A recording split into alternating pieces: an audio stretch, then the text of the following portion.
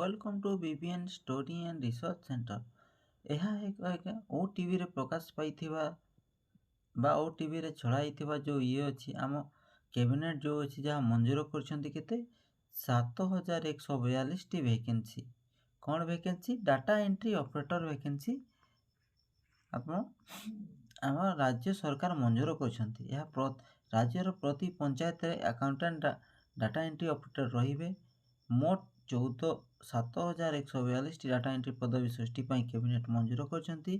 मोट पद संख्या 70% आपणको OSSC द्वारा बा ओडिशा सबऑर्डिनेट स्टाफ सिलेक्शन बा ओडिशा स्टाफ सिलेक्शन कमिशन द्वारा मंत करा जिवो और बाकी आपणको जो 30% रहिले ताहा आपणको कोन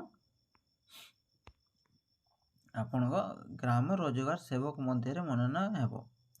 तो आसंतु डिटेल से जानिबा को पंचायत रे केते वैकेंसी बारछि, यार क्वालिफिकेशन केते एवं केते पाखापाखी केते पुओ मानकर ओ झियो मानकर अप्लाई करि परिबे। 7000 रु आपनको 70% माने मात्र जो डायरेक्ट रिक्रूटमेंट हेबे ओ बाकी 30% जो इनडायरेक्ट रिक्रूटमेंट हेबे ता विषय डिस्कस करिबा। ता पूर्व जो माने चैनल रे फर्स्ट टाइम विजिट करछन्ती एवं एही चैनल सहित जोड़ी हेबाकु चाहछन्ती ताहले एही चैनल को सब्सक्राइब कर दियंतु एवं नोटिफिकेशन ऑल रे कर दियंतु, कारण एही चैनल रे government job related video plus general knowledge आपनकर नेक्स्ट एग्जाम पई प्रिपरेशन पई वीडियो एही गुडा अपलोड होउची। तो आसंतु लेट न करे देखिबा कोन रहिची, केते पोस्ट रहिची और कोन वैकेंसी और आपनको क्वालिफिकेशन कोन हेबो। ताहा यह आसुची ओडिशा पंचायत राज और ड्रिंकिंग वाटर डिपार्टमेंट तरफ जो डीओ रिक्रूटमेंट 2024 यह ऑनलाइन आपण अप्लाई करि परबे जोटा 7042 पोस्ट। तो यह होची क्वालिफिकेशन +2 पास करते प्लस आपण कंप्यूटर नॉलेज हेबा दरकार।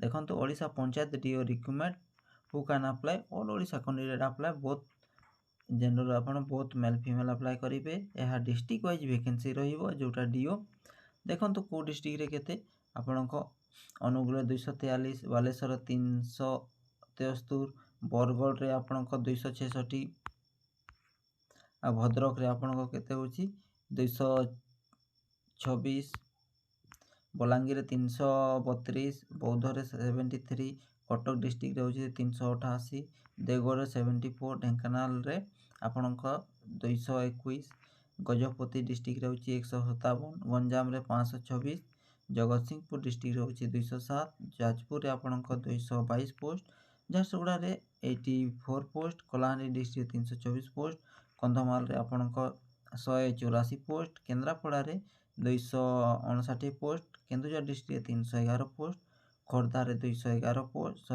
केन्दुझर रे 311, खोर्धा रे 211, कोरापुट रे 255, मालकानगिरी 119, मयूरभंज रे 431 पोस्ट, नवरंगपुर डिस्ट्रिक्ट रे 200 पोस्ट, नयागढ़ डिस्ट्रिक्ट रे 203 पोस्ट, नवापड़ा रे 137 पोस्ट, पुरी डिस्ट्रिक्ट रे 280 पोस्ट, रायगड़ा रे एंती 194, सुंदरगढ़ संबलपुर रे 148 एंती करी पोस्ट वैकेंसी बाहरी।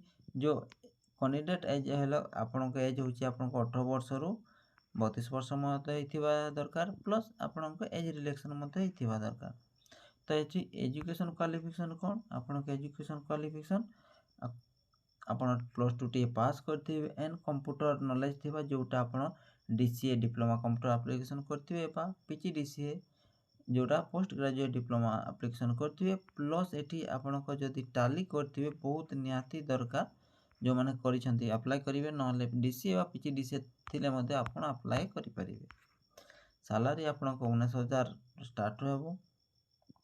यह का ओडिशा पंचायत राज एंड ड्रिंकिंग वाटर डिपार्टमेंट तरफ डीओ रिक्रूटमेंट होची जोटा 2024 अप्लाई फॉर ऑनलाइन। आज पई इन्फॉर्मेशन एतकी थिला।